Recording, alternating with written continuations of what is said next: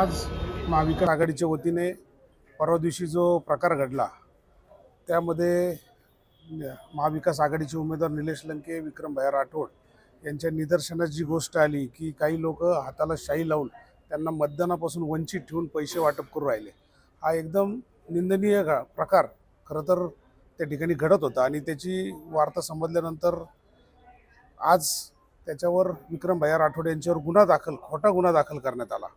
आणि ज्या पद्धतीचं पोलीस प्रशासनावर दबाव आणून खरं तर नगर शहरात खोटे गुन्हे दाखल करायची जी मालिका सुरू झालेली आहे, खरं तर समोरच्या उमेदवाराच्या पायाखालची वाळू सरकली म्हटलं तरी अशाच पद्धतीचं खरं तर हे प्रकार आहे। लोणीहून कोण माणूस येतो आणि तो ती प्रक्रिया राबवतो, नगरमधले काही लोक त्याच्याबरोबर त्या ठिकाणी दिसतात आणि त्याच्यामुळे आम्ही CDR सगळीतल्या सगळ्यांचे, त्यानंतर तिथलचे CCTV फुटेज हे देखील त्या भागातील सगळ्यांचे कव्हर करायला लावले आणि खऱ्या अर्थानं सत्यता ही जनतेसमोर आली पाहिजे।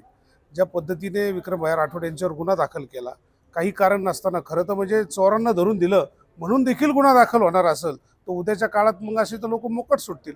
आणि एकीकडे सांगायचं मतदान करा, मतदान करण्यासाठी देशात एवढं पद्धतीचं कॅम्पेनिंग चालू आहे, लोकांनी पुढे येऊन मतदान केलं पाहिजे आणि मतदानाला रोखण्यासाठी ठराविक लोकांचं मतदान त्या ठिकाणी झाल्यानंतर आपला पराभव होऊ शकतो हे समजल्यानंतर ते मतदान रोखण्यासाठी वेगवेगळ्या युक्त्या त्या ठिकाणी लढवल्या होत्या।